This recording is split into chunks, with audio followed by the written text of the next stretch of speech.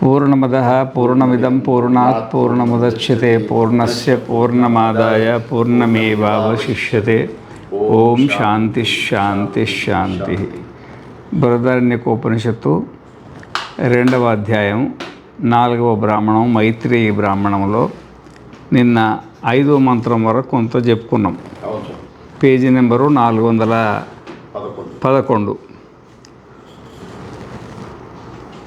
తర్వాత నవ అరే లోకానాం కామాయ లోకాః ప్రియా భవంతి.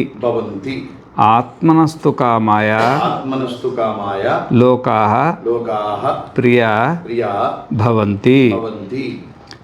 ఇక్కడ లోకాలంటే ఏంటంటే మనం చనిపోయిన తర్వాత బ్రహ్మలోకం కానీ ప్రజాపతి లోకం కానీ దేవలోకం కానీ గంధర్వలోకం కానీ పితృలోకం కానీ లేకపోతే చనిపోయిన తర్వాత శుచీనాం శ్రీమతాంగేహే యోగభ్రష్టు విజాయ్ అట్లా మానవ లోకం కానీ ఈ లోకాలను కోరి మరి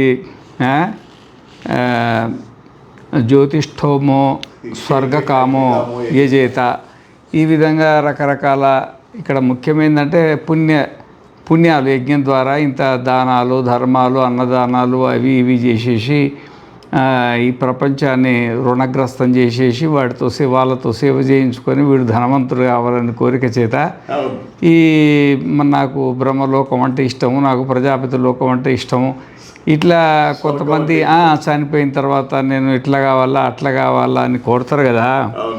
అయితే ఇది బ్రహ్మలోకం బాగుండాలని బ్రహ్మలోకాన్ని ప్రేమించరంట, ప్రజాపతి లోకం బాగుండాలని ప్రజాపతి లోకాన్ని ప్రేమించరంట, స్వర్గలోకం బాగుండాలని స్వర్గలోకాన్ని ప్రేమించాలంట.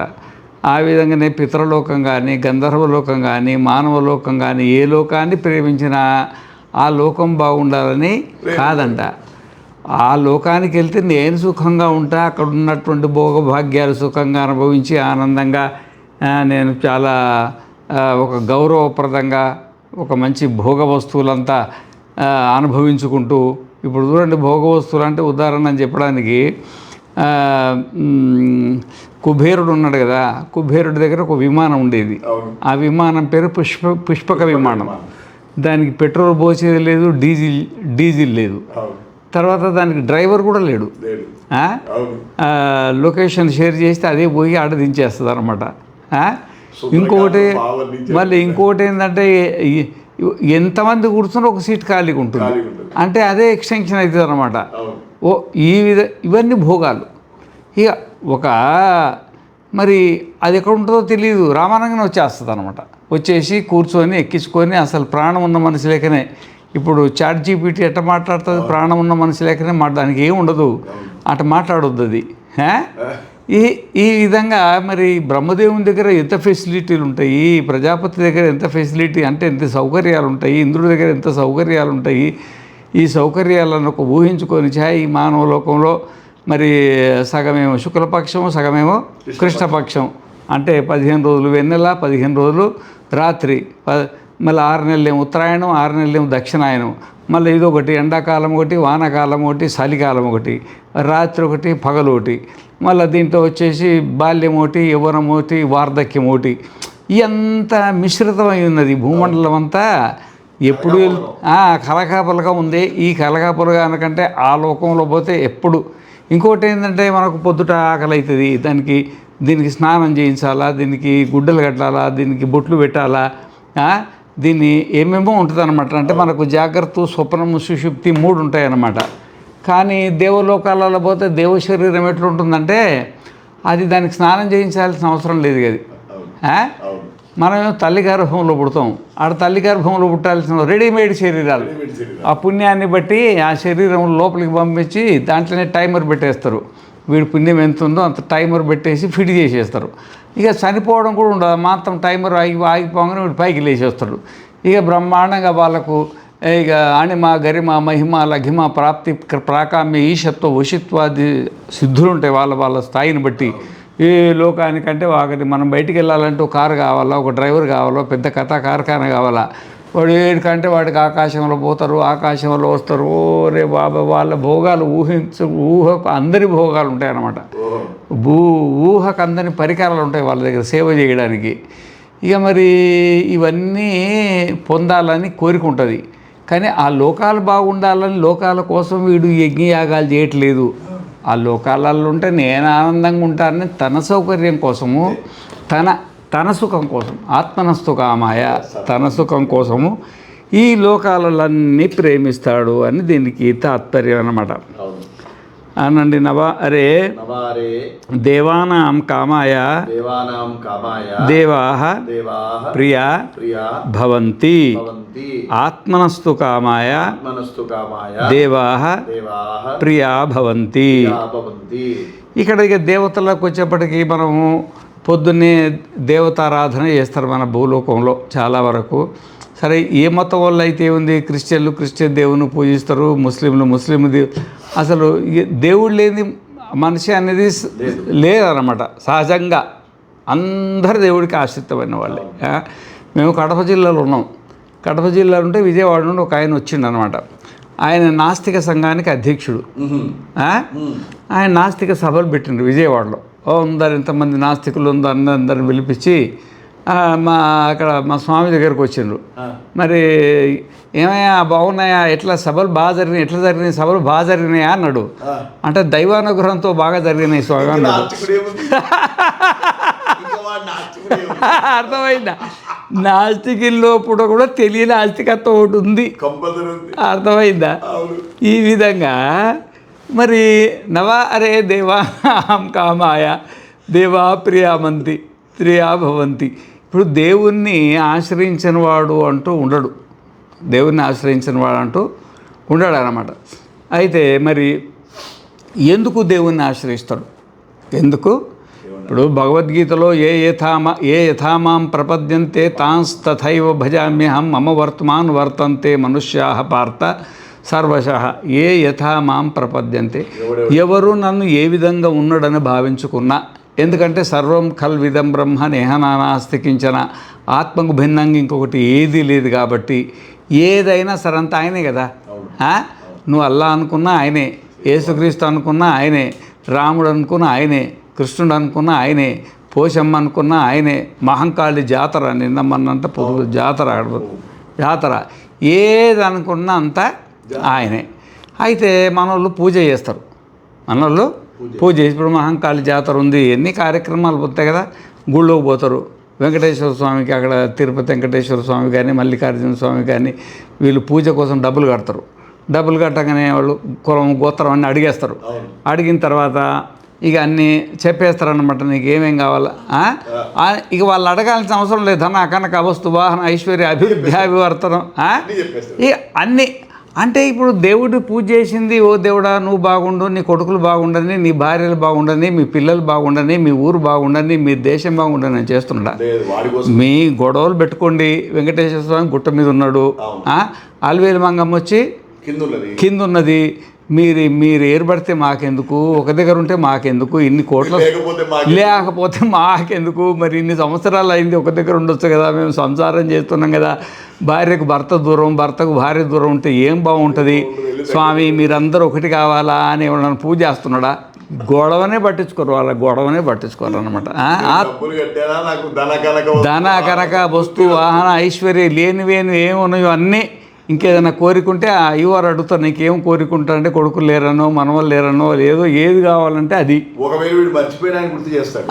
గుర్తు చేసి మరీ అడుగుతారు అన్నమాట. ఈ విధంగా మనం ఏ దేవతను, ఏ రకమైన దేవతను, చిన్న దేవతనో పెద్ద దేవతనో, ఏ దేవతను ఆరాధన చేసినా ఆత్మకామాయ తన సుఖం కోరి తన కోరికలు నెరవేర్చుకోవడం, తన ఆనందం కోసము. అర్థమైందా? అరే దేవానాం కామాయ దేవా ప్రియా భవంతు ఆత్మనస్తు కామాయ. తన సుఖం కోసం, తన ఆనందం కోసము, తన కోసం దేవా ప్రియా భవంతి. ఏ దేవతలను ప్రేమించినా తన కోసమే ప్రేమిస్తారన్నమాట. తర్వాత అరే భూతానాం కామాయ భూతాని ప్రియాణి భవంతు భవంతి భవంతి ఆత్మనస్తు కామాయ ఆత్మనస్తు కామాయ భూతాని ప్రియాణి భవంతి. భూతాని ప్రియాని భవంతి. ఈ తర్వాత వచ్చి నవ అరే భూతానాం కామాయ. మరి భూతాలంటే 84 లక్షల జీవరాశులు. ఇక బ్రహ్మదేవుడు పెద్ద భూతం. మరి పిపీలిక, ఇక అన్నిటికంటే చిన్న భూతం ఏంటంటే మనకి ఇక గరికి పోసనో లేకపోతే చీమో, అన్నిటికంటే చిన్నది ఏదో బ్యాక్టీరియా తీసుకో ఏదన్నా ఒకటి పై నుండి ఇవన్నీ భూతాలే. అంటే ఆత్మకు మనస్సు శరీరం తోడైనప్పుడు ఈ మూడింటిని కలిపి భూతం అంటారు. చైతన్యం యదధిష్టానం లింగదేహశ్చ ఎప్పునః చిచ్ఛాయా లింగదేహస్థో తత్సంగో భూత ఉచ్యతే. తత్సంగో భూత ఉచ్యతే, జీవ ఉచ్యతే అన్నారు. ఏది వేదాంత పంచదశలో ఇది. తత్సంగో తత్సంగో జీవ ఉచ్యతే కదా, నేను భూత ఉచ్యతే అంటున్నా. జీవుడికి భూతానికి తేడేం లేదు కదా, ఈ పేరు మార్చడం కదా. అందుకనే ఆత్మకు మనస్సు శరీరం తోడైనప్పుడు ఈ మూడు కలిసి దీని పేరు భూతం అంటారు అన్నమాట. ఈ భూతం అనేది బ్రహ్మలోకంలో ఉండని, ఈ భూతం అనేది పాతాళ లోకంలో ఉండని. ఎన్ని భూతాలంటే ఈ భూమి మీద మొత్తం 84 లక్షల జీవరాశులు. 84 లక్షల జీవరాశులు. ఇక పైలా కింద ఎన్నెన్ని లోకాలు ఉన్నాయో అన్ని లోకాలలో నువ్వు ఏ భూతాన్ని ప్రేమించినా, నువ్వు ఉడతనన్నా ప్రేమించు, ఎలకనన్నా ప్రేమించు, పందులను పెంచుకునే వాళ్ళు ఉన్నారు కదా, పందులను ప్రేమించు, పిల్లులను ప్రేమించు, పాములను ప్రేమించు, కుక్కలను ప్రేమించు. నువ్వు దేన్ని ప్రేమించినా సరే దానివల్ల తనకేదైనా ప్రయోజనం, తనకేదైనా సుఖం ఉంటేనే వాటిని ప్రేమిస్తుండు. ఆత్మనస్తు కామాయ. ఇంట్లో పన్నులను ప్రేమిస్తారు బాగా. ఎందుకంటే వీడు ప్రేమిస్తే, ప్రేమ చూపిస్తే బాగా చేస్తారండి, బాగా చేస్తారండి. అర్థమైందా? ఇక ఏదో ఇక ప్రేమ అనేది ఇక కొంతమందికి సహజంగా ఉండొచ్చు, కానీ సహజంగా నేను చెప్తున్నా ఇట్లా ప్రపంచంలో చీమను మొదలు ఈ బ్రహ్మదేవుడి వరకు ఏ ప్రాణిని ప్రేమించినా ఆత్మనస్తు కామాయ. తన కోసం అంటే వేరే భూతం అంటే వేరే ప్రాణి కోసం వారు బాగుండాలని కాదంట. ఒక కుక్కను ప్రేమించినా, ఒక పిల్లిని ప్రేమించినా, ఒక ఏనుగును ప్రేమించినా, ఒక ఆవును ప్రేమించినా, ఒక ఎద్దును ప్రేమించినా, నువ్వు దేని ప్రేమిస్తున్నావో ఇదంతా అవి బాగుండాలని కాదంట. వాటి వల్ల నేను సుఖంగా ఉంటాను. తన ఆత్మనస్తు కామాయ. తన కోరిక మేరకు, తన శాంతి కోసము, తన సుఖం కోసం వాటిని ప్రేమిస్తున్నాడు తప్ప అవి బాగుండాలని వాటిని ప్రేమించడు. ఒక కుక్క చచ్చిపోతే ఇంకో కుక్కని తెచ్చి పెంచుకుంటాడు, ఓ పిల్లి పోతే ఇంకో పిల్లిని పెంచుకుంటాడు అనమాట, ఒక ఏనుగు పోతే ఇంకో ఏనుగు, ఇక అన్నీ ఇట్లా తన కోసం ప్రేమిస్తాడు అనమాట. అయిపోయింది కదా. నవ అరే సర్వస్య కామాయ సర్వం ప్రియం భవతి. సర్వం ప్రియం భవతి ఆత్మనస్తు కామాయ సర్వం ప్రియం భవతి. అరే మైత్రేయి 1, 2 అని ఎందుకు చెప్పాలా నేను? ఈ 14 లోకాల్లో పరమాణువును మొదలుకొని పరమ మహత్తు వరకు నువ్వు దేన్ని ప్రేమించిన సర్వస్య నవ అరే 1, 2 అని ఇప్పుడు పైన ఏదో 5, 6, 10 చెప్పిండు. కానీ ఈ ప్రపంచంలో మనమే లేవు కదా. ఎలకలు ఉన్నాయి, పిల్లులు ఉన్నాయి, అండజాలు ఉన్నాయి, పిండజాలు ఉన్నాయి, స్వేదజాలు ఉన్నాయి, ఉద్భిజాలు ఉన్నాయి, పైన దేవయోనులు ఉన్నాయి, కింద నరకయోనులు ఉన్నాయి. అందరూ ఒకరినొకరు అవసరం ఉన్న వాటిని ప్రేమిస్తారు కదా. ఇప్పుడు ఈ పాఠం మన ఇద్దరి మధ్యలో లేదు కదా, మన నలుగురు మధ్యలో లేదు కదా. ఇది మొత్తం సృష్టి కోసం ఉపదేశించింది కదా. ఒక భూతాన్ని ఇంకో భూతం ప్రేమిస్తుంది. ఇక్కడ ఒక భూతాన్ని ఇంకో భూతం ప్రేమిస్తుంది. ఏనుగు పిల్లలను ప్రేమిస్తుంది, సింహం పిల్లలను ప్రేమిస్తుంది, మరి ఎలక పిల్లలను ప్రేమిస్తుంది. బ్రహ్మదేవుడు ఆయన సంతానాన్ని ప్రేమిస్తాడు. బ్రహ్మదేవుడు కూడా సంతానం ఉంటుందా? ఉంటుంది. ఆయన మానస సంతానం ఉంటుంది. వశిష్ఠ మహర్షి మానస సంతానం కదా.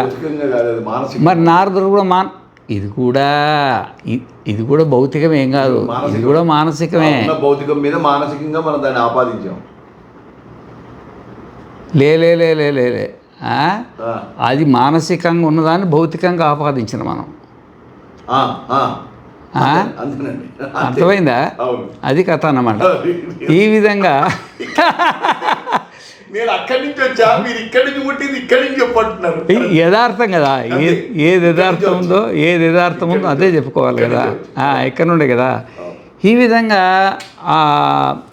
మరి ప్రపంచంలో ఏ ప్రాణి ప్రేమించినా, ఏ ప్రాణిని ప్రేమించినా 84 లక్షల జీవరాశులతో పాటు బ్రహ్మాండంలో 14 లోకాలల్లా ఎవరిని ప్రేమించినా ఆత్మనస్తు కామాయ, ఒకళ్ళ కోసం ఒకళ్ళు ఎవరు ప్రేమించరయ్యా, తన కోసం వేరే ప్రాణిని ప్రేమిస్తారు తప్ప తన కోసం తాను ప్రేమించడు అని చెప్తున్నాడు అన్నమాట. ఆత్మనస్తు కామాయ సర్వం ప్రియం భవతి అయింది కదా.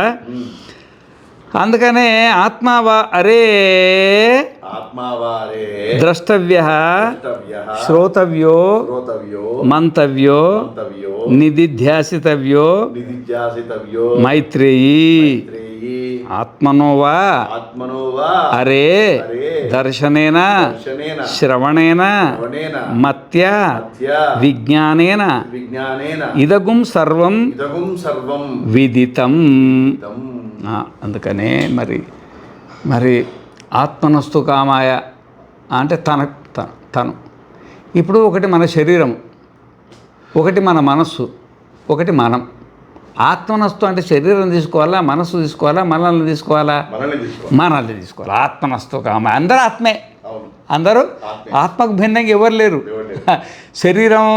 నీ శరీరం వేరే రకంగా ఉంటుంది, నీ మనస్సు వేరే రకంగా ఉంటుంది, నువ్వు వేరే రకంగా ఉంటావు, నాకంటే భిన్నంగా లేదు. అన్ని రకరకాల శరీరాలు, రకరకాల మనసులు, కానీ ఆత్మ మాత్రం ఒకటే ఆత్మ. ఒకటే ఆత్మకు ఒకటే ఆకాశంలో అనేక రకాల నక్షత్రాలు ఎట్లున్నాయో ఒకటే ఆత్మలో అనేక రకమైన మనస్సులు, అనేక రకమైన శరీరాలు ఉన్నాయన్నమాట. శరీరానికి శరీరం పోలిక లేకపోవచ్చు, మనస్సుకు పోలిక లేకపోవచ్చు, కానీ జ్ఞాన అధికరణం ఆత్మ, జ్ఞాన స్వరూపమైనటువంటి ఆత్మ మాత్రం అన్నీ సమానంగా వ్యాపించి ఉందన్నమాట. అయితే ఇక్కడ ఏం చెప్తుండంటే మరి ఆత్మనస్తు కామాయ అంటే మన కోసం, మన కోరిక పుట్టింది, మనం ఇష్టపడ్డం. ఎవరిని ఇష్టపడ్డం? భార్యని ఇష్టపడ్డం. ఎవరిని ఇష్టపడ్డం? భర్తని ఇష్టపడ్డం. ఎవరిని ఇష్టపడ్డం? కొడుకులను ఇష్టపడ్డం. ఎవరిని ఇష్టపడ్డం? ఆస్తులను ఇష్టపడ్డం. ఎవరిని ఇష్టపడ్డం? పదవులను ఇష్టపడ్డం. ఎవరిని ఇష్టపడ్డం? ఏదో వ్యాపారం, ఉద్యోగం, ఏదో ఓ పిల్లిని ఇష్టపడ్డం, కుక్కని ఇష్టపడ్డం కదా. ఇష్టపడ్డది ఎవరు? మనమే కదా. ఆత్మ, తన కోరిక. ఆత్మనస్తు కామాయ. ఇక్కడ బుద్ధి కామాయ అనట్లే, మనోకామాయ అనట్లే, ఆత్మనస్తు కామాయ. ఇక్కడ మనం గుర్తించాల్సింది ఏంటంటే బుద్ధిలో కోరికలు ఉంటాయంటారు కదా, ఉండొచ్చు బుద్ధి కోరికలు. మనస్సులో కోరికలు ఉంటాయంట కదా, మనస్సు కోరుతుందంట కదా, మనస్సు కోరుతుందంట కదా, మనస్సు ఇష్టపడుతుంది, మనస్సు ఇష్టపడటం లేదు అంటారు కదా. కానీ ఇక్కడ ఏమంటుండే, ఇక్కడ బుద్ధికి మనస్సుకు సంబంధం లే, ఆత్మనస్తు కామాయ. ఇది మెయిన్ పాయింట్ అన్నమాట. మనకు కోరిక కలిగింది, అన్నమాట. మనం ప్రేమించినాం. మనం ఇక్కడ అంటకపోయే ఉన్నాయి. ఆత్మనస్తు కామాయ స్పష్టంగా చెప్పిండి. బుద్ధిని మధ్యలోకి తీసుకురావద్దు, శరీరాన్ని మధ్యలో తీసుకురాకూడదు, ఈ ప్రపంచాన్ని మధ్యలో తీసుకురాకూడదు. కేవలం ఆత్మనస్తు కామాయ. కేవలం ఆత్మనస్తు అంటే మన కోసం, మనకే కోరిక కలిగింది, మనకే తదీక్షత బహుశ్యాం ప్రజాయేతి ఏకో నరమత ఇది. ఒక్కడికి ఏమి తోయక, ఒక్కడు ఉండలేక ఆత్మనస్తు కామాయ. అర్థమైందా? ఆత్మనస్తు కామాయ. ఇది చెప్పి ముందుకెళ్దాం. ఆత్మనస్తు కామాయ అసలు పాయింట్ ఇక్కడ నుండే మనకు మైత్రేయి బ్రాహ్మణం నుండి శారీరక బ్రాహ్మణం వరకు ఇది ప్రతిజ్ఞ ఉంటుంది అన్నమాట. పక్షము, సాధ్యము, హేతు, ఉదాహరణ, ఉపనయనం ఉంటుంది కదా. మరి మరి దీన్ని ప్రతిజ్ఞ చేయాలి కదా, ప్రతిజ్ఞ ఇదంతా ఆత్మనే అని ప్రతిజ్ఞ చేయాలి కదా. ఇదంతా ఆత్మనే అని ప్రతిజ్ఞ చేయడం కోసం అసలు ఆత్మ ఉంది కదా, నువ్వు ఆత్మనే అన్నిటిని కోరుతుంది, ఆత్మనే అన్నిటిని కోరుతుంది, ఆత్మనే అన్నిటినీ కోరుతుంది. ఎప్పుడు కోరుతుంది? ముందుకు పోయి చెప్తాం. ఎందుకు కోరుతుంది, ఎప్పుడు కోరుతుంది, కోరడానికి ఏం కారణం ఏంటిది, కోరడానికి కారణం ఏంటిది, ఆత్మ ఏంది, కోరడం ఏంటి, దాంట్లో సత్వగుణం లేకపోయా, రజోగుణం లేకపోయా, తమో గుణం లేకపోయా, అసలు ఏదే లేకపోతే కోరింది ఎట్లది, అది కోరడం ఎట్లా సాధ్యమవుతుంది అంటే సాధ్యమవుతుంది. ముందుకు పోయి చెప్తాం. అర్థమైందా?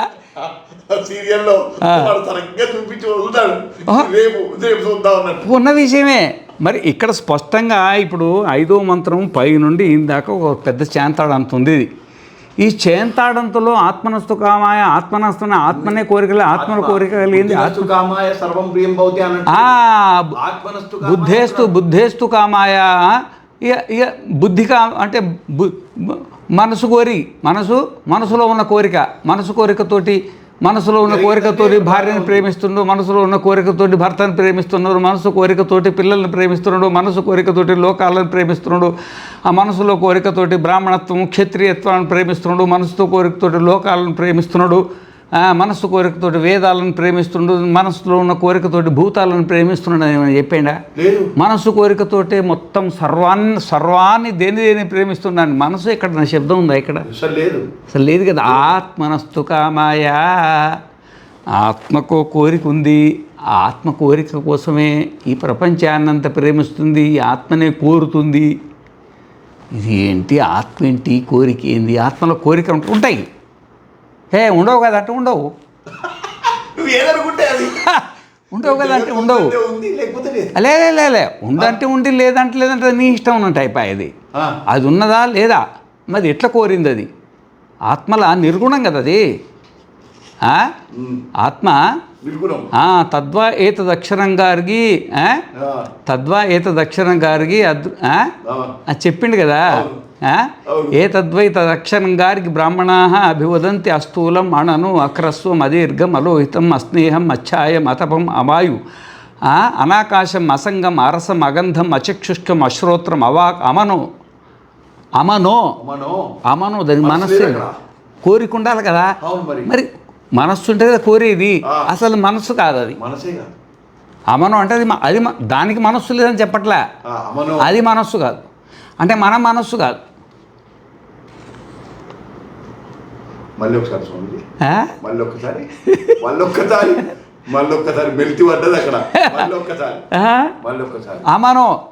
అమనో అంటే ఇప్పుడు గారికి అడిగింది, ఏదో అక్షరం అంటున్నావు కదా, ఆ అక్షరం అంటే ఏంటిది అంటే ఈ ఆకాశం అనేది వ్యాకృత ఆకాశం కానీ అవ్యాకృత ఆకాశం కానీ అక్షరంలో ఓతప్రోతమై ఉన్నదని చెప్పింది. మరి అక్షరంలో ఓతప్రోతమై ఉన్నదంటే అక్షరం అంటే ఏంటి, ఆకాశం అంటే అర్థమైంది, అవ్యాకృత ఆకాశం అంటే అర్థమైంది. ఇక దాని నుండి వచ్చిన వాయువు కానీ అగ్ని కానీ గాలి కానీ నీరు కానీ ఈ సృష్టి అంతా మాకు అర్థమైంది. మరి ఈ అవ్యాకృత ఆకాశానికి ఇవి అవ్యాకృత ఆకాశం అనేది ఆత్మస్వరూపమే కదా, అక్షర స్వరూపం కదా. ఓతప్రోతం అంటే దాని అయితేనే అవుతుంది. మరి అక్షరం అంటే ఏంటిది, దేంట్లో ఎట్లా ఓతప్రోతమైంది, అక్షరంలో ఓతప్రోతమైంది అని చెప్పిండు. ఆ అక్షరం ఏంటని అడిగింది. అక్షరం ఏంటంది? ఏతద్వై తదక్షరం గారికి బ్రాహ్మణా అభివదంతి అస్థూలం అణను అక్రస్వం అదీర్ఘం అలోహితం అస్నేహం అచ్ఛాయం అతవం అవాయు అనాకాశం అసంగం అరసం అగంధం అచక్షుష్కం అశ్రోత్రం అవాక్ అమనో. మనస్సు అంటే అంతఃకరణం, అది కాదు. కోరిక దేంట్లో పుడుతుంది? మనస్సులో పుడుతుంది. ఇక్కడేమంటుండు? మనలో పుడతాయని ఇక్కడ చెప్తున్నాడు. ఆత్మనస్తు కామాయ అంటుండు. ఆత్మనస్తు కామాయ అంటుండు. మా కోరికలన్నీ ఎవరికి ఉంటాయి? ఇప్పుడు నీకు వానప్రస్థం తీసుకోవాలని కోరిక నీకు కలిగిందా, ఎవరికి కలిగిందా? మీ భార్య కలిగిందా, నీ పిల్లలకు కలిగిందా, ఎవరికి కలిగింది? చూసిన ఆయనకే కలిగింది. అవును. అర్థమైందా? ఈమె భార్య కావాలన్న కోరిక నాకే కలిగింది. ఆ, ఈమెతో పిల్లల్ని కనాలన్న కోరిక నీకే కలిగింది. నేను ఇంత పెద్ద ఇల్లు కట్టాలి, లేకపోతే ఇంత సంపాదించాలి, చేయాలి కోరికలు నావే. నీకే కలిగింది. మళ్ళీ స్వామీజీ దగ్గరికి క్లాస్కి రావాలి, వచ్చి కూర్చుని మళ్ళీ నా స్వరూపం నేను వినాలన్న కోరిక కూడా నాదే కలిగింది.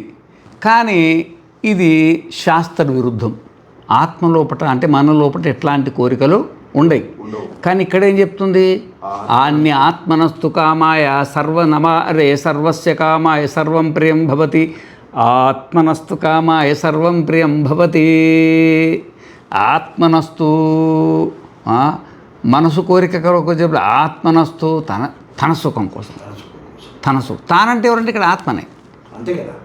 తానంటే ఇక్కడ వేరే ఇంకేమీ లేదు, ఆత్మనే, మనమే. చెప్పేస్తున్నాడు అంత పెద్ద ఆయన అబద్ధం చెప్తాడా? ఆత్మ అంటే మనమే, మన సుఖం కోసం. ఆత్మ అంటే ఏదో పైలోకంలో కిందో లోకంలో మనమే, మన సుఖం కోసం. అయితే మరి శాస్త్రంలోనేమో ఆత్మ అమనో, దానికి మనస్సే లేదు, మనస్సు లేని దానికి కోరిక బుట్టి. ఇది ఒక ప్రశ్న. ఇది ముందుకు పోయి తేలుద్ది. ఇది ముడి ఉంది, ఇక్కడ ముడి ఉంది. శాస్త్ర సిద్ధాంత లేఖ సంగ్రహం చదువుతున్నాం. దాంట్లో కూడా ఇదే టాపిక్ చాలా గట్టి కొట్టారు. ఏమంటారంటే దానికి శరీరం లేదు కదా, కాన్షియస్నెస్ అంటున్నాం. అది కాదు, మనకు అనాలి. అదే మనకి శరీరం లేదు కదా, మరి శరీరం లేనప్పుడు రిఫ్లెక్షన్ కాన్షియస్నెస్ ఎక్కడి నుంచి వచ్చింది? ఇప్పుడు ఈ దేహం ఉంది కాబట్టి దేహం నీడపడింది. మరి నాకు శరీరం ఎక్కడుంది? మరి నేను రిఫ్లెక్షన్ కాన్షియస్నెస్ అంటావేంటి? సరే, దాని పద్ధతి దానికి ఉండాలి. ఇప్పుడు మనం ఇక్కడ ఉన్నాం కదా, సేమ్ పాయింటే ఇక్కడ ఉన్నాం కదా, దీంట్లో నుండి దాంట్లోకి వచ్చింది. ఇప్పుడు ఎప్పుడైనా కానీ వేదానికి ఉదాహరణగా దాని కిందివి తీసుకోకూడదు. ప్రమాణం అక్కడ ఏదన్నా ఉంటే ఇక్కడ ప్రమాణంతో చెప్పాలి. కానీ ఇది శాస్త్రం కాదు, ఇది వేదం. ఇది వేదం, అది శాస్త్రం. అర్థమైంది కదా? శాస్త్రానికి వేదం ఆధారం. వేదానికి ఉదాహరణ చెప్పాల్సినప్పుడు వేదమే చెప్పాలి తప్ప దాని కిందివి తీసుకోవడానికి లేదు, ఉదాహరణ తీసుకోవడానికి లేదు. ప్రమాణం అన్నమాట. ఏదో మనం ఉపన్యాసాలలో చెప్పొచ్చు అదొకటి ఇదొకటి, కానీ ఇక్కడ కుదరదు. అది ఇక్కడ శంకరాచార్యులు భాష్యములు ఎక్కడైనా కానీ అట్లాంటివి చెప్పలే. ఏమైనా చెప్పినా కానీ ఇది ఉపన్యాసపరంగా జనాలకు అర్థం కావాలని విడదీసి చెప్పాడు, కానీ వాస్తవికంగా అట్లా ఉండదు అన్నమాట. ఇక్కడ ఏంటంటే ఆత్మావా అరే ద్రష్టవ్య శ్రోతవి. ఇప్పుడు కోరికలు అనేటివి మనలోనే ఉంటాయి. కోరికలు ఎక్కడ ఉంటాయి? మనం ఎవరము? ఆత్మ. మనలో ఎవరు? ఆత్మ. ఇప్పుడు కోరికలు లేని వాళ్ళు ఎవరు? బ్రహ్మచారి కోరికలు లేవా? గృహస్థుడికి కోరికలు లేవా? వానప్రస్థుకు లేవా? సన్యాసులకు లేవా? పశువులకు, పక్షులకు, క్రిములకు, కీటకాలకు లేవా? 14 లోకాలకు కోరికలు లేని జీవి ఎవరు ఉన్నారు? అందరి కోరికలు ఉన్నాయి. ఒకరి కోసం ఒకరు, తన కోసం తాను ఎంత ప్రేమిస్తుంది కదా. మరి ఈ తానంటే ఆత్మని కదా. తానంటే ఒకటి శరీరము, ఒకటి మనస్సు, ఒకటి మనం అన్న ఆత్మ అన్న ఒకటే. కాబట్టి ఈయన ఉద్దేశం ఏంటంటే నీకు ఆత్మజ్ఞానం లేదు, నీకు నీ శరీర జ్ఞానం ఉంది, నీకు నీ మనస్సు జ్ఞానం ఉంది, నువ్వెవరో నీకు తెలియదు, ఆత్మజ్ఞానం లేదు. ఏ ఆత్మ కోసం ఇంత పెద్ద ప్రపంచం సృష్టి నడుస్తున్నదో, ఏ నీ కోసము, ఆ నువ్వెవరో నీకు తెలీదు. ఈ మానవ జన్మ వచ్చింది కేవలం దానికోసమే. ఇక 14 లోకాలలో ఏ లోకానికి పోయినా ఈ ఆత్మజ్ఞానాన్ని పొందే శక్తి అంటే ఈ బుద్ధి అనేది లేదన్నమాట. అందుకనే ఈ దారి గుండానే మనం బయటపడాలా. దేని నుండి బయటపడాలా? ఈ సంసార చక్రము నుండి. గుడ్డోడు కోట. ఈ సంసార చక్రము నుండి ఏం బయటపడినా ఇప్పుడే బయటపడాలి, ఈ మానవ జన్మలోనే. పొరపాటున ఈ మానవ జన్మను దాటితేవా నువ్వు శునకమైతవో, శూకరమైతవో, మశకమైతవో, బ్రహ్మమైతవో, ఏమైతవో కానీ నువ్వు పరబ్రహ్మము మాత్రం కాలేవు అని ఇక్కడ జాగ్రత్తగా చెప్తున్నాడు అన్నమాట. ఆత్మావా అరే మైత్రేయి అనేది, మైత్రేయిని ఇక్కడ తీసుకొచ్చి అక్కడ కలుపుకోవాలి. అరే మైత్రేయి, అరే అంటే ప్రేమతో అంటున్నారు అనమాట. అరే మైత్రేయి, అరే మైత్రేయి ఆత్మావా, ఈ ఆత్మను అంటే నిన్ను నువ్వు. ఆత్మ అంటే ఏంది? నేను ఆత్మే, నువ్వు ఆత్మే అన్ను. ఆత్మే కదా, మీరు ఆత్మ. నీకు మనస్సు ఉంది, నీకు శరీరం ఉంది, నీకు ప్రారంధం, నీకు ప్రపంచం ఉంది. ఆత్మ అయితే మీరే. ఏమైనా సందేహం ఉందా? ఏం సందేహం లేదు కదా. అయితే ఇక్కడ ఏమొచ్చిందంటే మరి ఈ ఆత్మ అరే ద్రష్టవ్య, దీన్ని దర్శించుకోవాలి. దీన్ని అది ఇక్కడ దృశ్య ప్రేక్షణే ధాతు వాడాడు. ద్రష్టవ్య అంటే మన ఇంద్రియాలతోటి విషయాలను చూసినప్పుడు దాన్ని దర్శనము అంటారు. దర్శనం అంటారు. ఈ దర్శనానికి ఇవి సాపేక్షికమైన దర్శనాలు. కన్ను రూపాన్ని చూడాలంటే ముందు ఒక వస్తువు ఉండాలి, మనకు కన్ను ఉండాలా, ఆ రెండింటికి మధ్యలో వెలుతురు ఉండాలా, అది చూసే ప్రారంభం ఒకటి ఉండాలా. మళ్ళీ ఆ కంటి కూడా చూడాలంటే ఒక మనసు, నాకు మనసుకు కోరిక ఉండాలా.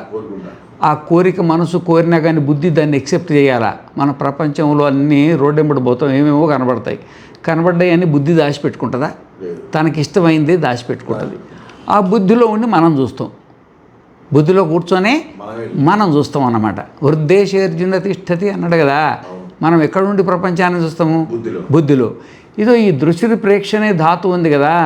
ఈ బయటి విషయాలను చూడాలంటే బుద్ధి ఉండాలా, బుద్ధికి మనస్సు ఉండాలా, మనస్సుకి ఇంద్రియం ఉండాలా, ఇంద్రియానికి విషయం ఉండాలా, విషయానికి మధ్యలో ఆలోకం ఉండాలా, దీనికి ఒక ప్రారంధం ఉండాలా, ఇన్ని ఉండాలా. ఇవి సాపేక్షికమైన ద్రష్టవ్యము అంటారు. దీనికి ఒక్కటి అపేక్ష. కానీ స్వరూప జ్ఞానానికి ఏ సాపేక్ష అవసరం లేని జ్ఞానం ఇది. ఈ ద్రష్టవ్యం ఇక్కడ నిరపేక్షికమైన ద్రష్టవ్యం ఇది. దీనికి ఏది అక్కర్లేదు. రూపము అక్కర్లేదు, ఆలోకము అక్కర్లేదు, చక్షువు అక్కర్లేదు, మనసు సంకల్పము అక్కర్లేదు, బుద్ధిని స్టోర్ చేసేది అక్కర్లేదు, దాంట్లో కూర్చొని చూడాల్సిన కర్మ లేదు, భూలోకం లేదు, భూవరలోకం లేదు, సువర్లోకం లేదు, బ్రహ్మలోకం లేదు. ఏలో నిరపేక్షకమైనటువంటి ద్రష్టవ్యం ఇక్కడ. ఆత్మవారే ద్రష్టవ్య శ్రోతవ్య. దాన్ని ఆ మనస్వరూపాన్ని మనం అక్కడ వినాలి. ఎందుకంటే మరి ఏ విధంగా మనం బంధింపబడమో అది మనం తెలుసుకోవాలి కదా, వినాలి కదా. ఏంది వినాలంటే వేదమే వినాలి. ఏది వినాలా? వేదమే. శృతిమతస్తర్కోను సంధీయతాం, వేదో నిత్యమధీయతాం తదుతం కర్మస్వనుష్ఠీయతాం తేనేశస్య విధీయతాం అపచితి కామ్యే మతిస్త్యజ్యతాం పాపౌఘ పరిదూయతాం భవసుఖే దోషోనుసంధీయతాం ఆత్మేచ్ఛా వ్యవసీయతాం నిజగృహాత్ తూర్ణం వినిర్గమ్యతాం సద్విద్వానుపతర్పితాం ప్రతిదినం తత్పాదికే సేవ్యతాం. ఇక దీంట్లోనే ఉంటుందన్నమాట.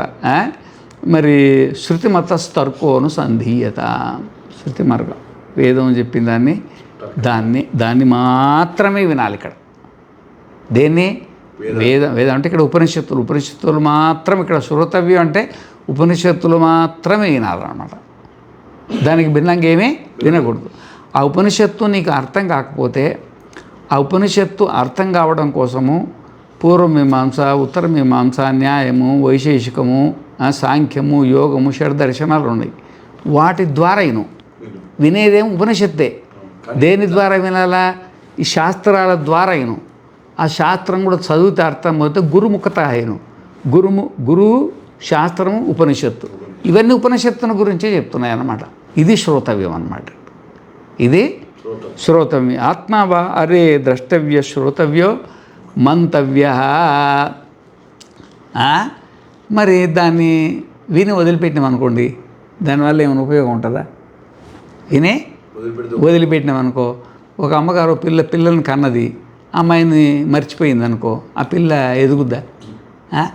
దాన్ని మర్చిపోకుండా కంటికి రెప్పలాగా కాపాడుకొని 15 ఏళ్ళు 18 ఏళ్ళు 20 ఏళ్ళు పోషిస్తే కానీ అప్పుడు వాళ్ళ కాళ్ళ మీద వాళ్ళు నిలబడలేరు అనమాట. ఆ విధంగానే మనము ఈ ఉపనిషత్తు పోషకాలైనటువంటి శాస్త్రాలు, గురువులు చెప్పిన మాటలు కూడా విని వాటిని కూడా ఆ విధంగా పోషించుకోవాలి. మననం చేయాలి. మాటికి ఏం చెప్పిండు, ఈరోజు పాఠంలో ఏమొచ్చింది, ఏం విషయం వచ్చింది అనేది బాగా మననం చేసి నిదిధ్యాసితవ్య. ఏమన్నాడు? నిదిధ్యాసితవ్య నిశ్చయేన ధ్యాతవ్య. నిదిధ్యాసితవ్య మననం వేరు. మననమైన తర్వాత ఒక నిశ్చయం కలుగుతుంది కదా, ఆ నిశ్చయమైన వస్తువును ధ్యానం చేయాలి. మననమేమో అది తర్కానికి సంబంధించింది, మననమేమో తర్కానికి సంబంధించింది అన్నమాట. తర్కం అంటే మరి దానికి సంబంధించింది మనం ఆత్మ ఎట్లయినాము మరి ఇదంతా దానికి గురువుగారు చెప్తారు కదా, ప్రత్యక్ష అనుమాన ఉపమాన ఆగమాభ్యాం, దీని పద్ధతి ప్రకారంగా దాన్ని మననం అంటారు. ఆ మననంలో నిశ్చయం అయిపోయింది నేను ఆత్మనని, ఆత్మస్వరూపంలో ఉండడానికి చేసే ప్రయత్నాన్ని నిధిధ్యాసనం అంటారు. నిశ్చయం అయిన తర్వాత, నిశ్చయం కాకముందు మంతవ్య, నిశ్చయం అయిన తర్వాత దాని గురించి చేసే ప్రయత్నం ఉందిగా దాన్ని మంతవ్య, నిధిధ్యాసితవ్య అంటారు. మీకు భేదం అర్థమైందా? అవునండి. ఏమర్థమైంది చెప్పండి?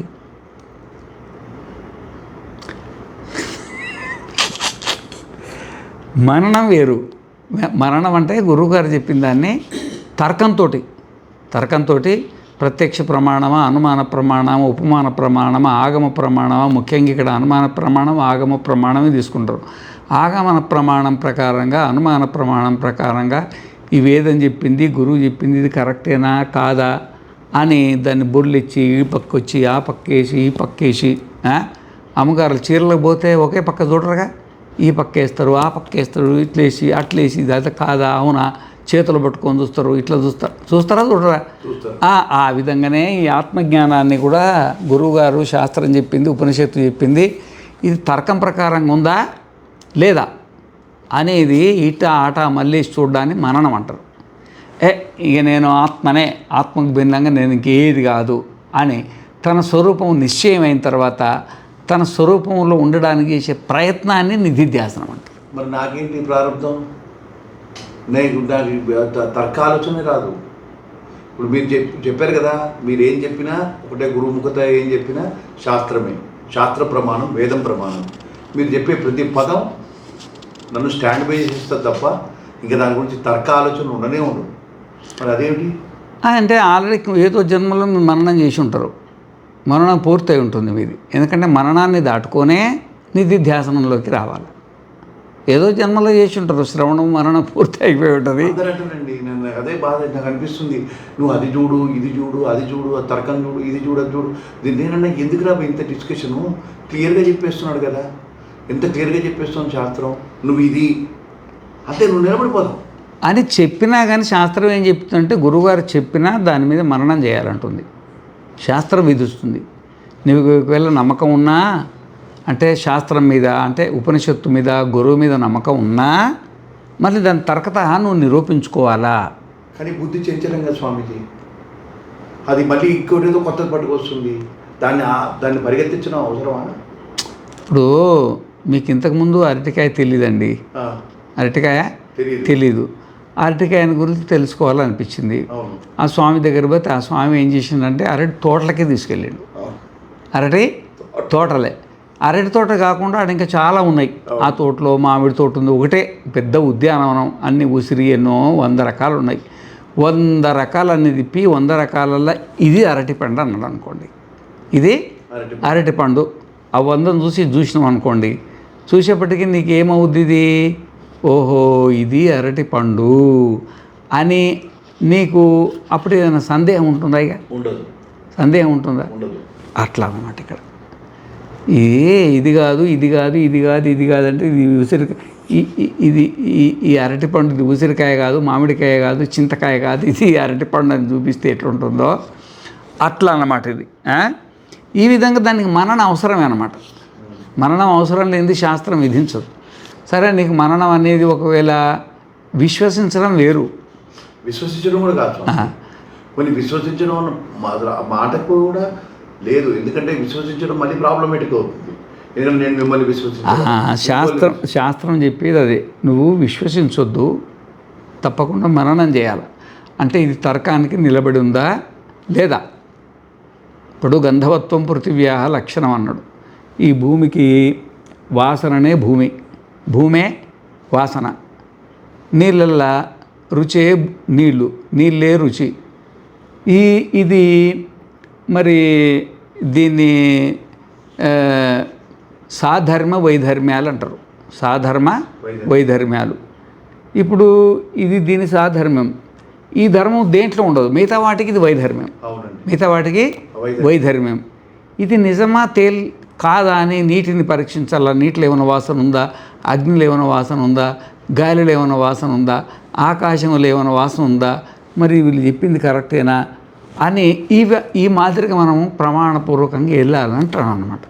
వెళ్ళి మనం నిశ్చయం చేసుకుంటే ఈ వాసన అంటే భూమికి భిన్నంగా ఇంకోటి ఏది కాదు. నీళ్ళల్లో వాసన వస్తుందంటే భూమి భాగం దాంట్లో కలిసింది, అగ్నిలో వాసన వచ్చిందంటే భూమి భాగం దాంట్లో కలిసింది, గాలిలో వాసన వస్తుందంటే భూమి భాగం దాంట్లో కలిసింది, అంత తప్ప ఇంకొకటి ఏమీ లేదు. కాబట్టి ఇది కేవలం అంటే ఇది కేవలం ఈ వాసననే, భూమే వాసన, ఇది నిజగుణము అని తర్కత. అది దీన్ని సవితర్క సమాధి అంటారు. దీన్ని ఏమంటారు? సవితర్క. దీంట్లో యోగ దర్శనంలో సవితర్క, నిర్వితర్క, సవిచార, నిర్విచార, సానంద, సాస్మిత 6 రకాల సమాధులు ఉంటాయి అన్నమాట. దీన్ని మననం అంటారు. దీన్ని సాధర్మ వైధర్మ్యాలు తెలవకపోతే ఆత్మజ్ఞానం కలగడం అసంభవం అన్నమాట. కాబట్టి ఇక్కడ ఏమంటుండంటే మంతవ్యో నిధిధ్యాసితవ్య, తప్పక తర్కత నువ్వు మననం చేయాల్సిందే. ఆ తర్వాత స్వరూప నిశ్చయం అయిన తర్వాత నీ స్వరూపంలో ఉండడానికి తప్పక ప్రయత్నం చేయాల్సిందే. మైత్రేయి, ఓ మైత్రేయి, ఓ మైత్రేయి, నువ్వు ఈ విధంగా నీ కోసం ఇంత పెద్ద ప్రపంచాన్ని ప్రేమిస్తున్నావా, నువ్వెవరో నీవు తెలుసుకోవాలి కదా. నీ ఆత్మనే దర్శనం చేసుకోవాలా. నిన్ను ద్రష్టవ్య, శ్రోతవ్యో, మంతవ్యో, నిధిధ్యాసితవ్యం. ఇంకొకటి చెప్తున్నా, ఆత్మనావ అరే దర్శనేన. అరే అంటే మైత్రి అని మళ్ళీ కలుపుకోవాలి. ఆత్మనోవా అరే దర్శనేన, అరే మైత్రేయి. ఒకవేళ నీకు స్వరూప సాక్షాత్కారం కలిగిందనుకో, నువ్వు శ్రవణ మనన నిధిధ్యాసనం చేసి, అంటే ఉపనిషత్తును అధ్యయనం చేసి, శాస్త్రాన్ని అధ్యయనం చేసి, గురువుని అధ్యయనం చేసి, ఇదంతా నీకు స్వరూప సాక్షాత్కారం కలిగి నీ స్వరూపంలో నువ్వు ఉండగలిగినామనుకో, అప్పుడు ఏమవుతుందో తెలుసా? ఆత్మనోవా అరే దర్శనేన, శ్రవణేన, మత్య, విజ్ఞానేన. నువ్వు నీ స్వరూపాన్ని శ్రవణం చేసి, నీ దర్శనం చేసి, మననం చేసి, ఒకవేళ నిధిధ్యాసనం చేసినామనుకో, విజ్ఞానేనా ఇదగుం సర్వం విదితం. ఇదగుం అంటే నీ స్వప్నము, ఇదగుం అంటే నీ జాగ్రత్త, ఇదంతా నీకంటే భిన్నంగా లేదు అని తెలుస్తుంది. సర్వం అంటే ఏంది? నీ సర్వము, నీ జాగ్రత్త, నీ సర్వము, నీ స్వప్నం, అంతే. ఇంకేముంది? అంటే నీలో నీకు ఆత్మ నీకు భిన్నంగా ఇంకొకటి ఏది లేదు. నీ స్వప్నంలో ఏమి కనబడుతుందో అంతా నువ్వే, బయట నుండి ఏమీ రాలే. నీ జాగ్రత్తలో ఏం కనబడుతుందంతా నువ్వే, ఆత్మే, నువ్వే. నీకు భిన్నంగా జాగ్రత్త లేదు, నీకు భిన్నంగా స్వప్నం లేదు. ఏతో వా ఇమాని భూతాని జాయంతే ఏన జాతాని జీవంతి యస్మిన్ ప్రయంతి అభిశంసంతి తత్ బ్రహ్మ తద్ విజిజ్ఞాసస్వ. ఈ విధంగా మన జాగ్రత్త ప్రపంచం అంతా మనస్వరూపమే, మన స్వప్న ప్రపంచం అంతా మనస్వరూపమే. మనలోనే ఉత్పత్తి అయింది, మనలోనే స్థితి కలిగింది, మనలోనే తిరిగి లయించిపోతుంది అన్నమాట. ఈ రోజు జరిగే ప్రక్రియని ఇది. మళ్ళీ రోజు ప్రపంచం పుడుతుంది, రోజు ప్రపంచం ఉంటుంది, రోజు ప్రపంచం లయిస్తుంది. ఎవ్వని జనించు జగం ఎవ్వని లోపనలుండు లీనమై ఎవ్వని యందు డిందు పరమేశ్వరుడు ఎవ్వడు, మూల కారణం ఎవ్వడు, అనాది మధ్యలయుడెవ్వడు, సర్వము తానయైన వాడెవ్వడు. సర్వము తాన, ఇది అండర్లైన్. సర్వము అంటే నీ స్వప్నము, నీ జాగ్రత్త ఎంతున్నదో సర్వము తానే. అంటే మనమే జాగ్రత్త అయినాము, మనమే స్వప్నమైనాము, మనకు భిన్నంగా ఇంకొకటి ఏది లేదు. తాడే పామైంది, శుక్తకమే ఎండయింది, మరీచికలే నీళ్ళైనాయి, దానికి భిన్నంగా ఇంకొకటి ఏమీ లేనట్లుగా మనమే జాగ్రత్త, మనమే స్వప్నము, మన స్వప్నము, మన జాగ్రత్త మన నుండి పుట్టింది, మన నుండి పోషించబడింది, మళ్ళీ తిరిగి మనలోనే మన స్వరూపమే అయిపోయింది. లీనం అంటే ఇంకేం లేదు, మన స్వరూపమే అయిపోయింది. ఈ విధంగా ఆత్మనో వా అరే దర్శనేన శ్రవణేన మత్య విజ్ఞానేన ఇదగుం సర్వం బ్రహ్మ ఇది విదితం. ఇది కలుపుకోవాలా. ఇదగుం సర్వం విదితం, ఆత్మ ఇది విదితం, బ్రహ్మ ఇది విదితం. ఇది నువ్వే అని నీకు తెలుస్తుంది అన్నమాట. ఆ పదాన్ని ఇరికించుకుంటే నీకు ఏ ఇబ్బంది లేకుండా వెళ్ళిపోతుంది. గొప్ప పదం బ్రహ్మ ఇది విదితం. అంతా నువ్వే, మనకు భిన్నంగా ఇంకొకటి ఏది లేదు లేదు. మనకు భిన్నంగా ఏది లేదన్నమాట. దక్షిణామూర్తి స్తోత్రంలో ఉంది కదా, ఏదది? విశ్వం దర్పణ దృశ్యమాన నగరీ తుల్యం నిజాంతర్గతం పశ్యన్నాత్మని మాయయా బహిరివోద్భూతం యథా నిద్రయా యస్ సాక్షాత్ కురుతే ప్రబోధ సమయే స్వాత్మానమేవాద్వయం తస్మై శ్రీ గురుమూర్తయే నమైదం శ్రీ దక్షిణామూర్తయే. విశ్వం దర్పణ దృశ్యమాన నగరీ తుల్యం. విశ్వం అంటే నీ జాగ్రత్త విశ్వం, విశ్వం అంటే నీ స్వప్న విశ్వం. ఇప్పుడు నీ జాగ్రత్త విశ్వం ఉందా లేదా? నీ జాగ్రత్త విశ్వంలో ఏమేమి ఉన్నాయి చెప్పయ్యా? నీ భార్య ఉందా? మీ కొడుకులు ఉన్నారా? మీ పొలాలు ఉన్నాయా? మీ ట్రాక్టర్లు ఉన్నాయా? మీ చుట్టాలు ఉన్నారా? మీ ఊరు ఉందా? మీ ఊళ్ళని చుట్టాలు ఉన్నారా? శత్రువులు ఉన్నారా? నువ్వు పుట్టి నుండి ఇప్పటిదాకా ఏమేమి ఉన్నాయి? అన్నీ ఉన్నాయా? అర్థమైందా? ఇది విశ్వం.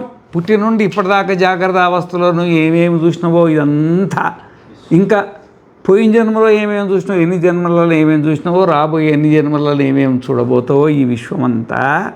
విశ్వం అంటే జాగ్రత్త విశ్వం. ఇక్కడ విశ్వం అంటే జాగ్రత్త, అంటే జాగ్రత్త అవస్థలో మనకు ఇంద్రియాలకు గోచరమయ్యే ఈ ప్రపంచం ఎత్తుందో ఈ విశ్వం అంతా దర్పణ దృశ్యమాన నగరీ తుల్యం.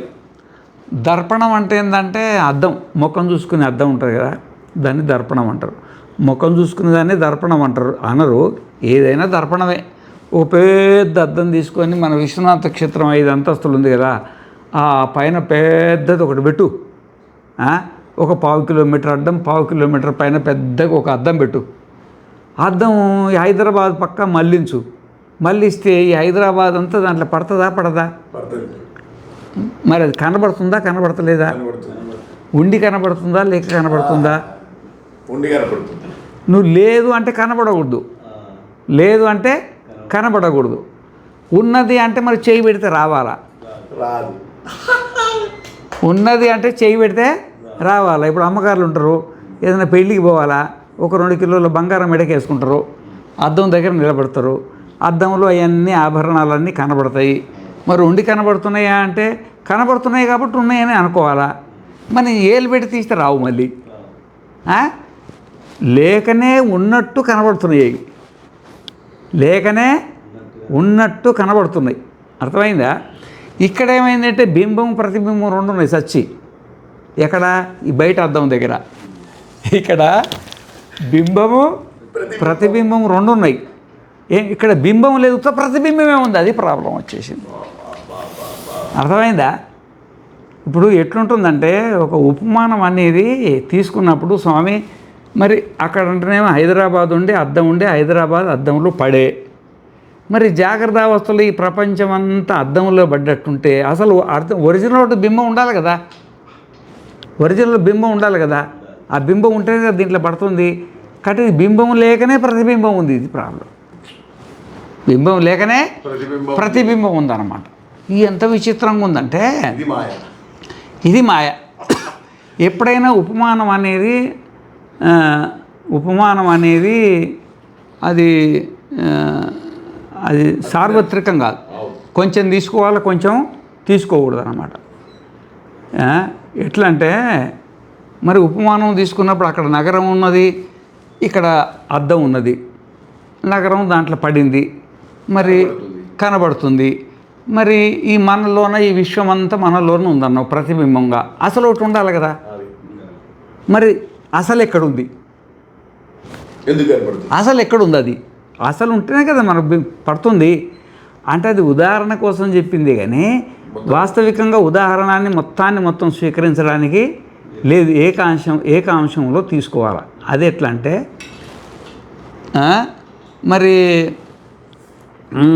యత చంద్రమన్ముఖ ఇత్యత్ర చంద్రభిన్నత్వే సతి చంద్రగత ఆహ్లాదకత్వాదిమత్వం ముఖే చంద్రసాదృశ్య ప్రతీతి అన్నాడు. ఒక అమ్మాయి చంద్రం అన్నారు. ఇప్పుడు చంద్రమన్ముఖ అన్నాడు అంటే ఎవరో శ్రీరామచంద్రుడిని చూస్తే ఆయన ముఖం చూస్తే ఆనందం, చంద్రుని చూసినంత ఆనందం కలుగుతుందంట శ్రీరామచంద్రుని చూస్తే. శ్రీరామచంద్రుడిని పట్టుకొచ్చారు. మరి అంతే కదా. మా మలయాళ స్వాముల వారు మన ఉగ్రాణంలో అక్కడ ఉంటుండేప్పుడు ఆ అమ్మగారులు వచ్చేసి వంకాయలు కోస్తున్నారంట. వంకాయలలో పురుగులు ఉంటాయి కదా, ఒక పురుగు వెనక ఒక పురుగు వెనక ఒకటి లూప్ సిస్టమ్ అన్నమాట పోతుందంట.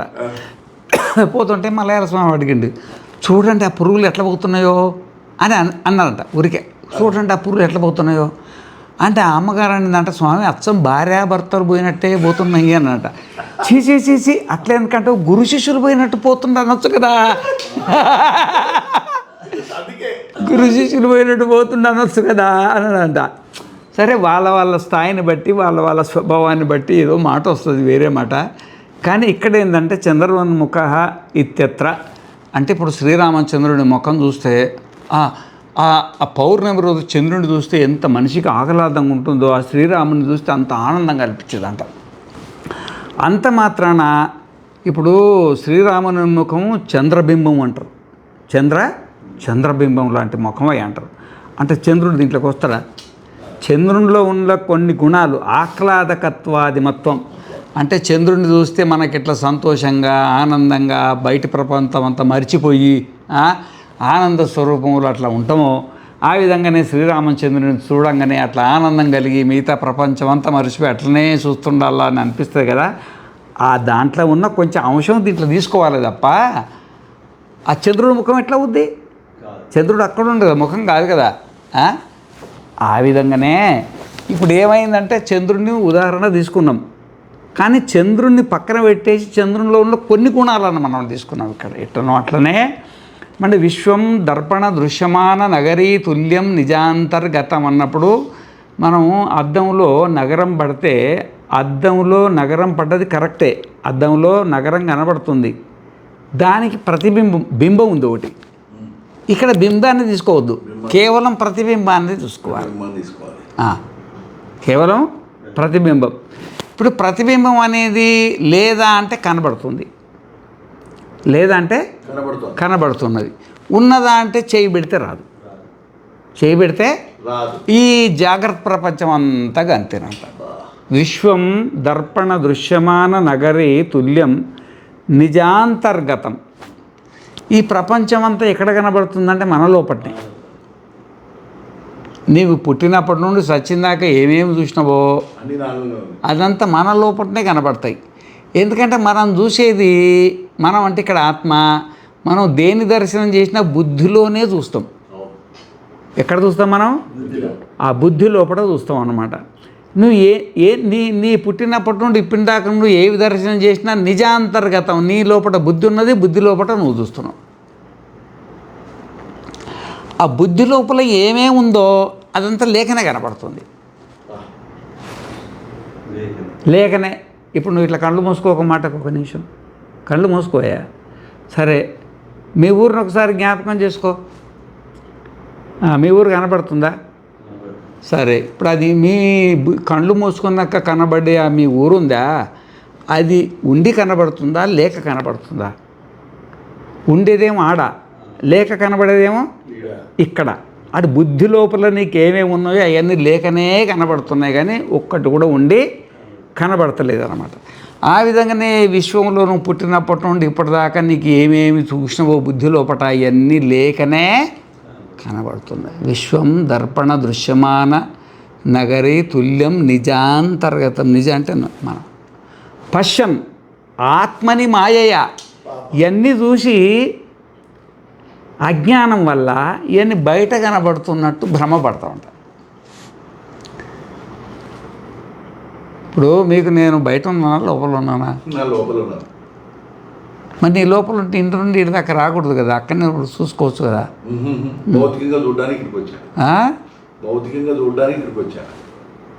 అసలు మన లోపట్నే ఉన్నదంట. మనకేమో బయట ఉన్నట్టు భ్రమ కలుగుతుంది. బయట ఉన్నట్టు భ్రమ పడింది మళ్ళీ ఇంటికి వెళ్ళవు కదా, మళ్ళీ ఇంటి నుండి రావు కదా. మరి బయట ఉంటున్న కూరగాయలకైనా బయటికి వెళ్ళాలా, జనరల్ స్టోర్కైనా బయటికి వెళ్ళాలా, పాలకైనా బయటికి వెళ్ళాలా, దుకాణానికైనా బయటికి వెళ్ళాలా. మరి లోపలే ఉంటే మనం బయటికి వెళ్తాం, అది బయట ఉన్నాయి కాబట్టి వెళ్తాం కదా, అది భ్రమణ అంట.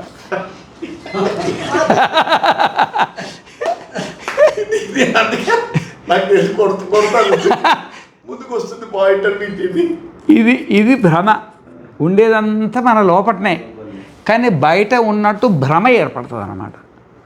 ఏందయ్యా బాబు ఇంత పచ్చి అబద్ధం ఎక్కడైనా ఉందా? అంత బయట కనబడుతుంటే, భార్య బయటనే కనబడుతుండే, భర్త బయటనే కనబడుతుండే, మరి ఇల్లు వాకిలి ఇదంతా బయటనే కనబడుతుండే, అంత ప్రపంచం అంతా మనం పుట్టిన నుండి ఇప్పుడు దాకా ఏమేమి చూసినాం అంత బయటనే కనబడుతుంది కదా. ఈ బయటనే కనబడుతుండగా మరి మనకు అనుభవం అట్లుంది కదా, పుట్టినప్పటి నుండి.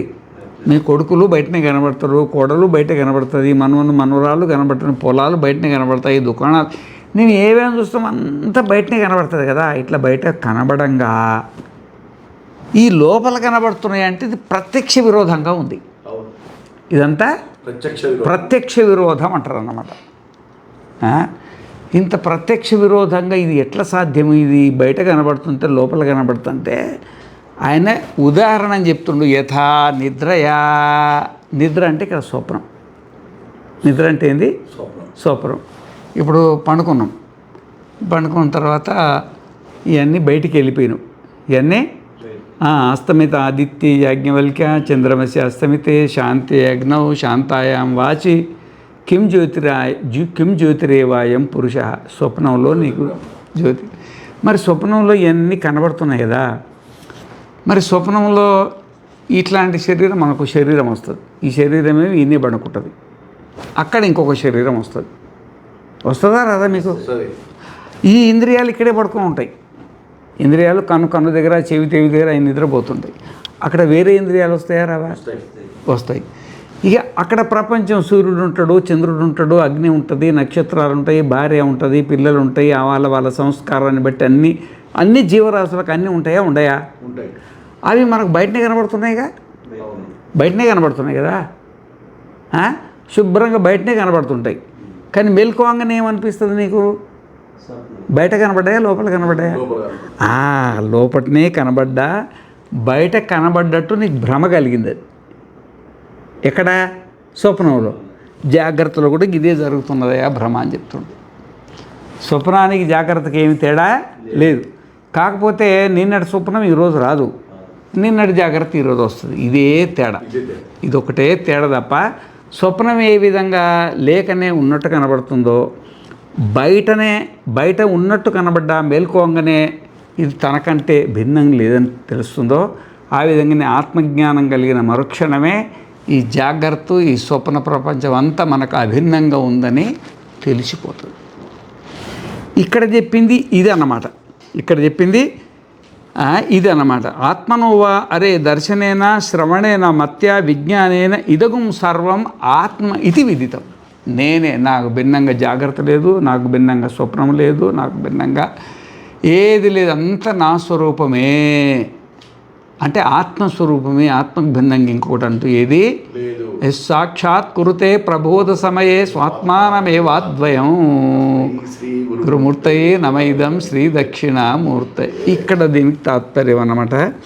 ఇక రేపు 6వ మంత్రం పూర్ణమద పూర్ణమిదం పూర్ణాత్ పూర్ణముదచ్యతే పూర్ణస్య పూర్ణమాదాయ పూర్ణమేవావశిష్యతే. ఓం శాంతి శాంతి శాంతి. నారాయణ శివార్పణమస్తు.